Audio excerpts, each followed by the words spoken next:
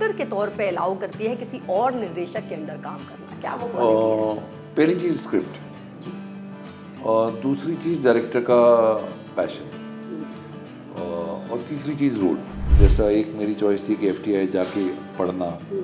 FTI में 3 साल बिताने के बाद कुछ और आपका नज़रिया बदलता है फिल्मों को लेके। आप क्या करना चाहते हैं फिल्म के माध्यम से उसको लेके। लार्जर ऑडियंस तक पहुंचने के लिए जिस तरह से कोशिश है कि और पहली फिल्म है तो एक ये भी इच्छा है कि थिएटर में रिलीज हो, बड़े वाले पर्दे पे जी देखनी जी है। आप एक फिल्म लिख लेते हैं, फिर आप उसको लेके घूमते रहते हैं और कब फंडिंग मिलेगी आपको पता नहीं। और आपके पास 4 स्क्रिप्ट रहती हैं हमेशा, मेरे पास तो 4 में से किसको फंडिंग मिलेगी वो भी आपको पता नहीं, लेकिन आप तैयार हैं। नमस्कार दर्शकों, न्यूज़ 18 हिंदी पर आप सभी का बहुत बहुत स्वागत है। मैं हूं आपकी होस्ट और दोस्त दीपिका शर्मा और आज मेरे साथ तो ऐसी शख्सियत मौजूद हैं जिनसे मिलके हमेशा खुशी ही होती है, क्योंकि इन्होंने मनोरंजन के ज़रिए, अपने सिनेमा के ज़रिए हमेशा हमें खुशी ही दी है। और इसी खुशी के बीच दो ऐसे लोग मेरे साथ हैं जिनका मैं तारुफ आपके साथ करा दूं। सबसे पहले हैं रजत कपूर हमारे साथ, जिनसे हम बहुत सारी बातें करेंगे।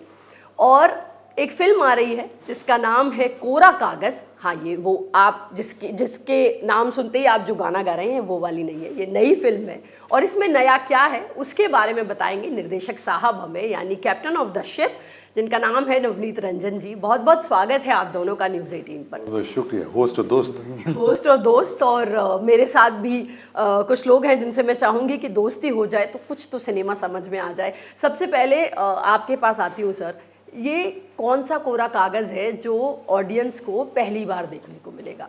ये 3 लोगों की कहानी है जो अपनी अपनी ज़िंदगी में हाउ दे आर स्ट्रगलिंग और कैसे एक स्पेस में आते हैं जो लॉस्ट हैं अपनी ज़िंदगी के रोज़मर्रा के ज़िंदगी में, and how they connect and they reflect upon it and they come as a better person. तो 3 lost soul who find home away from home, इसकी कहानी है। Home away from home, so nice. But आपने sir तकनीक से लेके technology में बहुत काम किया है और धारावी के लिए बहुत सारा काम किया है, तो आपके जो पुराने एक्सपीरियंस है इनसे जुड़ा क्या कुछ इस फिल्म में नज़र आएगा? ज़रूर, मैंने देखा है कि अलग अलग स्ट्रेटा ऑफ लोग कैसे डिस्कनेक्टेड और बहुत नॉन प्रॉफिट सोशल इम्पैक्ट काम करते हुए, तो कहीं पे ये एक एफर्ट है कि इस कहानी के ज़रिए और पोस्ट पैंडेमिक मुझे लगता है कि इट विल रेजोनेट बिकॉज अलग अलग कैरेक्टर्स अलग अलग स्ट्रेटास से इस कहानी के ज़रिए वो कुछ बोल रहे हैं एंड कुछ इमोट कर रहे हैं which will really work for the viewer. चलिए, तो ये थे निर्देशक साहब और जिन्हें आप सभी सुनना चाह रहे हैं, जिनसे मैं पूछने के लिए काफ़ी बेताब हूँ, वो है रजत जी। रजत जी, आप निर्देशक हैं, पहले आप निर्देशक हैं, फिर आप एक्टर हैं और फिर आप कुछ और हैं। लेकिन एक एक्टर के तौर पे जब आप एक कोरा कागज़ जैसी फिल्म चुनते हैं, बिल्कुल नया सब्जेक्ट है, बहुत लिमिटेड स्क्रीन्स पे ये रिलीज़ होने वाली है, क्या वो कौन सी ऐसी चीज़ है जो एक एक्टर के तौर पे अलाउ करती है किसी और निर्देशक के अंडर काम करना? क्या वो क्वालिटी है? पहली चीज़ स्क्रिप्ट जी। और दूसरी चीज़ डायरेक्टर का पैशन और तीसरी cheese roll, in that order. अगर स्क्रिप्ट ख़राब है तो फिर मैं उसके साथ नहीं जुड़ना चाहता। अगर स्क्रिप्ट अच्छी है लेकिन डायरेक्टर साहब का मन नहीं है तो भी बेकार है वो काम। तो नवनीत के साथ यही था कि he is very passionate about what he is doing.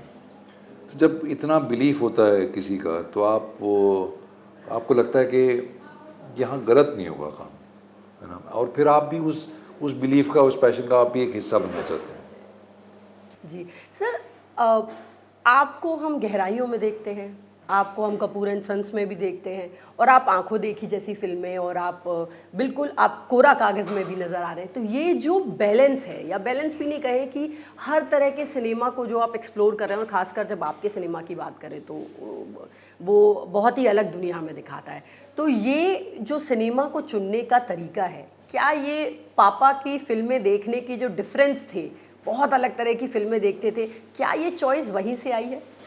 ज़रूर आई होगी। वहाँ शुरुआत तो वहीं से हुई है, इसमें तो कोई शक नहीं है। क्योंकि आपकी परवरिश जो है वो बहुत बड़ा हिस्सा होता है उसका। जो आप बन पाते हैं उसमें। फिर उसके बाद आप कुछ अपनी भी चॉइसेस बनाते हैं लाइफ में। तो जैसा एक मेरी चॉइस थी कि FTI जाके पढ़ना। FTI में 3 साल बिताने के बाद कुछ और आपका नज़रिया बदलता है फिल्मों को लेके, आप क्या करना चाहते हैं फिल्म के माध्यम से उसको लेके। फिर मैंने 3 साल एज एन असिस्टेंट काम किया मणि कौल और कुमार शानी के साथ, जो दोनों बहुत ही महान फिल्म मेकर्स हैं। उनसे बहुत कुछ सीखा, उनसे भी एक फिल्म का नज़रिया भी और दुनिया को देखने का नज़रिया भी, दोनों ही चीज़ें सीखी। और उसके बाद आप हर रोज़ खुद को बना रहे हैं एक तरीके से, हर रोज़ आप खुद में एक बदलाव ला रहे हैं जो कि आपके काम के ज़रिए आ रहा है आप में। तो जैसे जैसे आप फिल्में बनाते जाते हैं, जैसे जैसे आप काम करते जाते हैं, आप खुद भी बदल रहे हैं।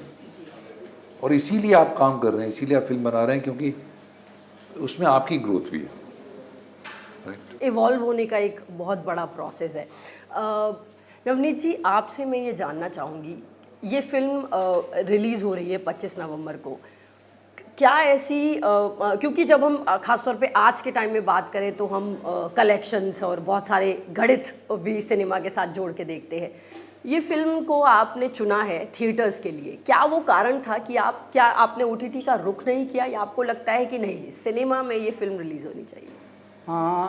आई थिंक लार्जर ऑडियंस तक पहुंचने के लिए जिस तरह से कोशिश है कि और पहली फिल्म है तो एक ये भी इच्छा है कि थिएटर में रिलीज़ हो, बड़े वाले पर्दे पे जी देखी जी है वाली जी। और जो लोग भी इन्वॉल्व हैं वो and let's see, and hopeful also कि ये रेजोनेट करेगी लोगों के साथ। सर, आपने बहुत सारी फिल्में बनाई हैं, एज वी नो कि RK के लिए क्राउड फंडिंग हुई, उससे पहले आंखों देखी जब बनकर आ गई तो लोगों, मतलब शायद सिनेमा को जो जानता है उसकी लिस्ट में आंखों देखी हमेशा रहेगी।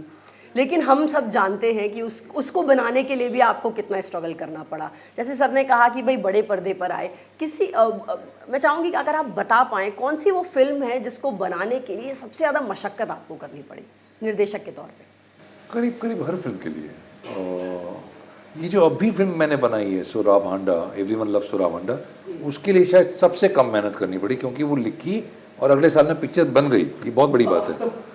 नहीं तो बाकी सब स्क्रिप्ट्स, चाहे वो मिथ्या हो, चाहे रघुरूमी हो, चाहे आंखों दुखी, मेरे पास 5-6 साल कम से कम इनको बनाने में लगा। कड़क और RK सबको 5-6 साल नॉर्मल लिखने और बनने की। सबसे ज़्यादा टाइम किस में लगा? Because I know writing, direction इस सब में नहीं लगा, प्रोड्यूसर ढूंढने में। जी बिल्कुल बिल्कुल बिल्कुल, सबसे बड़ा काम वही है। आप एक फिल्म लिख लेते हैं, फिर आप उसको लेके घूमते रहते हैं और कब फंडिंग मिलेगी आपको पता नहीं है, और आपके पास 4 स्क्रिप्ट रहती हैं हमेशा मेरे पास, तो 4 में से किसको फंडिंग मिलेगी वो भी आपको पता नहीं है, लेकिन आप तैयार हैं। एक सवाल यहाँ जब आपने कहा कि घूमना होता है, मेरे दिमाग में आया, मैंने ये किसी इंटरव्यू में ही सुना, आप मोबाइल फ़ोन ही नहीं रखते अपने पास। सर, आज के टाइम में जहाँ बच्चे माँ बाप से लड़ रहे हैं कि बिना फ़ोन के काम नहीं चल रहा है, मेरे पिताजी ने मना कर दिया। तो वही मैं कह रही हूँ, आप इतने ओबीडेंट बेटे हैं कि अभी तक आप पापा की बात मान रहे हैं, और बिना मोबाइल के, मतलब 1-2 लाइन में अगर आप बता पाए, लाइफ बहुत अच्छी है, बहुत आसान है। हाउ स्वीट, बहुत आसान है। आप मतलब देखिए, छोड़ नहीं पा रही हैं इसको। क्यों नहीं छोड़ पा रही हैं? इंटरव्यू के लिए भी मुझे समझ नहीं आ रहा है, लेकिन नहीं छूट रहा है आपसे, आपका अंग हो गया वो एक कहा। बट आप सर बिना मोबाइल के, खासतौर पे जैसे जितने भी हम फिल्में, जब सिनेमा के पीछे की जुड़ी हुई फिल्में बनती है तो अक्सर बात होती है कि एक एक्टर रेलेवेंट रहने के लिए कितनी मशक्क़तें करता है, ये मुश्किलें कभी आपके लिए नहीं आई? ये सच नहीं है, ऐसा इसमें कोई सच नहीं है कि मोबाइल फ़ोन होगा तो आपको काम मिलेगा और नहीं होगा तो काम नहीं मिलेगा, ऐसा तो नहीं है भाई। देखिए, जिसको ज़रूरत होगी वो किसी न किसी ज़रिए से ढूंढ आप तक पहुंच ही जाएगा। जी बिल्कुल, और यही सारी फिल्में पहुंची जा रही हैं आप तक, और हम उम्मीद करेंगे देखते रहें आपको बहुत सारी फिल्मों में। सर, साल ख़त्म हो रहा है और मैं ये आप दोनों से जानना चाहूँगी, हिंदी सिनेमा में इस साल बहुत सारे सवाल उठे कि ये चला, ये नहीं चला। चलने पर अगर हम छोड़ भी दें, क्योंकि हम ईयर एंड की तरफ हैं, तो इस साल के आखिर में सिनेमा के 2 जानकार होने के नाते आपको कहाँ लगता है हिंदी सिनेमा में हम कहाँ पीछे रह गए? किससे पीछे हैं? किसी भी चीज़ में, जो क्या ऑडियंस को रीच नहीं कर पा रहे, क्यों कनेक्ट क्यों टूट रहा है? कहाँ टूट रहा है भाई? Bhool Bhulaiyaa 2 was a hit, no? Brahmastra was a hit, तो कहाँ, क्यों कह रहे हैं आप कनेक्ट टूट रहा है?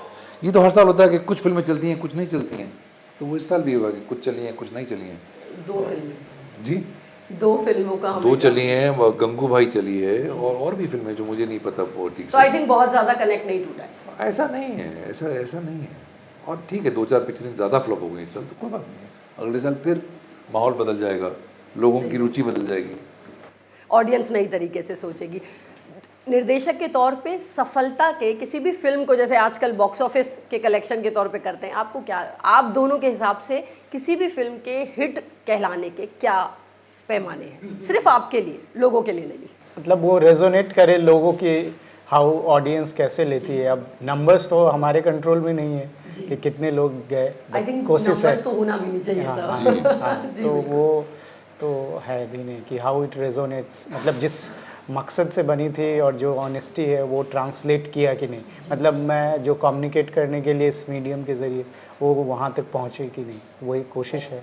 मेरे लिए तो बहुत साफ सी बात है कि अभी भी कोई बोलता है सड़क पे सर आंखों देखिए, तो मैं सारा दुख दर्द भूल के या ये तो है, आंखों देखी कि तो सर मैं भी कहूँगी आंखों देखी। So sweet, what a film.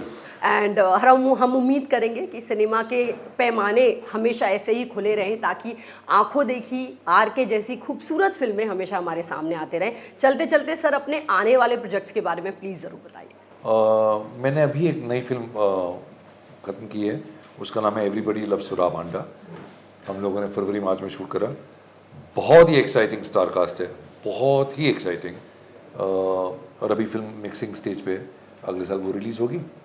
As an actor कोरा कागज़ आ रही है, दृश्यम 2 आ रही है, तनाव अभी आई है, और 2-1 और सीरीज़ हैं जो बहुत एक्साइटिंग काम है जिसमें। चलिए, दृश्यम का आपने नाम लिया सर, दृश्यम में इस बार भी आप विजय सलगांवकर पर विश्वास कर लेंगे या इस बार थोड़े कड़क होने वाले हैं? लड़ाई जो है उनकी तब्बू के साथ है, मैं तो थोड़ा तब्बू जी को आप संभालता बहुत रहता हूँ। सॉफ्ट है सर। आप बहुत प्यार से उस सारे उसको समझ गए, तो इस बार भी आप विजय के साथ कुछ नहीं करने वाले? मैं लड़ाई झगड़ा नहीं करता हूँ, वो तब्बू जी करती हैं। How sweet. तो देखिए यहाँ भी औरतों ने कमाल संभाल ली है। तो दृश्यम 2 तो आ ही रही है, लेकिन उससे पहले आ रही है एक खूबसूरत सी फिल्म कोरा कागज़ जिसका नाम है। ये बातचीत मज़ेदार थी, फिल्म भी और भी मज़ेदार होगी। मज़ेदार सब्जेक्ट के साथ है, कंटेंट बहुत मज़ेदार है, खुद को ढूंढते हुए 3 किरदारों की कहानी है। फिल्म देखिए और फिल्म से पहले न्यूज़ 18 के साथ भी बने रहिए। धन्यवाद।